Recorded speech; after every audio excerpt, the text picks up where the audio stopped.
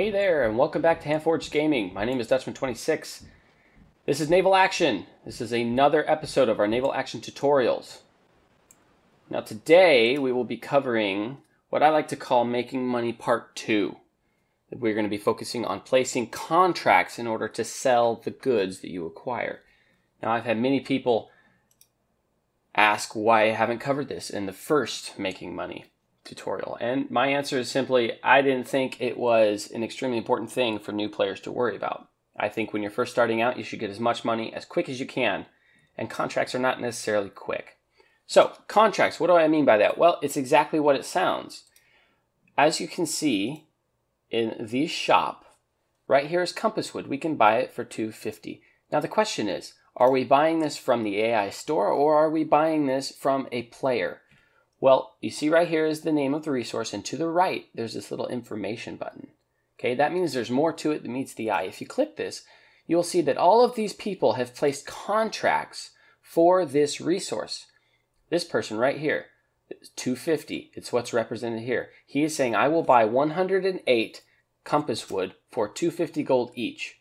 So when you come into the store and you are selling your wares, sell what I just got from my little raid, sometimes, like right here, Providence Oak, there's no I. On many of these, there is no I.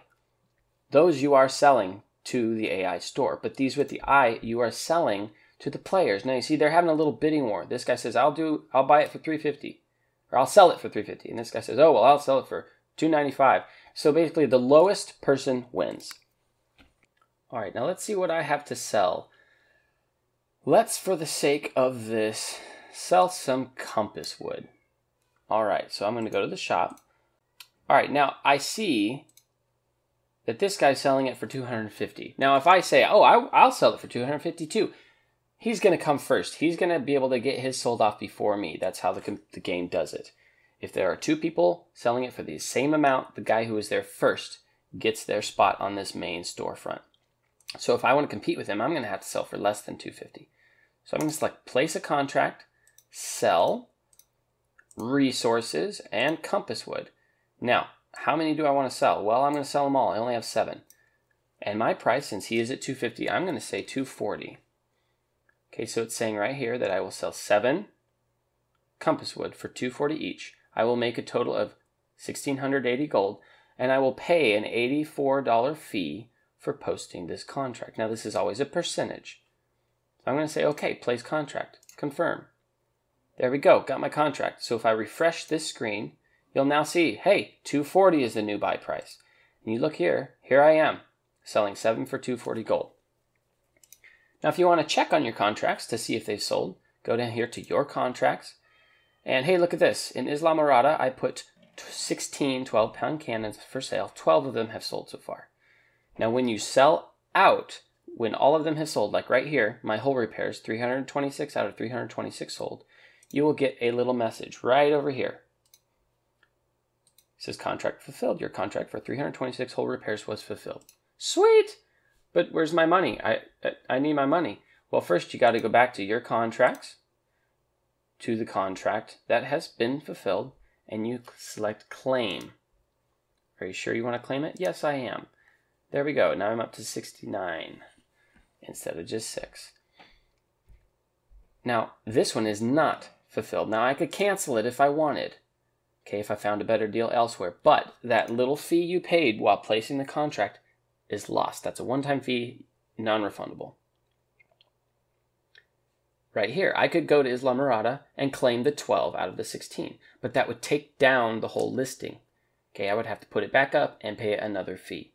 So I prefer to just leave it until everything is sold out unless you're really strapped for cash. Okay, now this is also a good way to buy supplies. Okay, if you know that you're looking for a certain thing, like, okay, contraband goods. Let's say you're looking for contraband goods. And in Mortimer, they sell for $1,500 a piece, but you don't want to spend $1,500. Let's say you'd be okay spending $1,200. Well, come on here to Mortimer. Sure enough, contraband goods, no one is selling them right now. Okay, not even the AI store. So I'm going to go to place a contract, and I'm going to place a buy contract. I'm going to go resources, and I'm going to go find. They do not have it here. They do not have contraband goods here. I think I knew that for some reason. Okay, let's go something else. Let's say Sussex Oak. Okay, the store is selling it for $54,000, but I don't want to buy it for $54,000. Okay, you're not going to make a profit by buying this for $54,000. But let's say someone comes into Mortimer and they've got some Sussex Oak in their hold and they want to get rid of it. Well, they're going to come and they are going to sell it to the AI store for $24,000. Okay, there's a big difference between this, between what they would sell it for and what you would buy it for. So here's a cool thing to do. You place a contract for Sussex Oak saying, I will buy Sussex Oak for $30,000. Okay, so you're getting it for less than the market price in this port, but you're getting it for more. They're getting more out of their material than they would if they just sold it to the store. So let's do that. A buy. We're going to go to resources. We're going to go down to Sussex Oak. Where are you? There we are. And you say, I will buy it for $30,000. And I would need 200. Or let's just say 100 to make it easy. All right. So it says you want to buy 100 Sussex Oak for $30,000 each. Woohoo! That is 3 million gold. Okay. Now, if I were to place this contract, it would take 3 million gold out of my bank, which I do not have right now, but it would take that out of my bank, okay, and hold it in reserve so that when people start to sell to you, they get their money right away. So that's an easy way to do it. If you're looking around the map and you're like, hey, I want to sell hemp here in Monte Cristi, but I can't find it for a price from the AI market that I would make a good profit on. Well, go around to these ports where you know people will come through with hemp, or if there's a place here where you can farm hemp, which I believe you can farm hemp in Islet, go to Islet, because if it's being produced in Islet, the price for it here is going to be low. People are not going to be able to sell it here for very much. So you can come here. Let's say you can sell it in Monte Cristi for 100 a piece. Go here and say, I'll buy it for 50 a piece. That's going to be far more than they can sell it there, and they'll be happy to sell it to you for 50. You can truck it right over here to Monte Cristi and make a profit.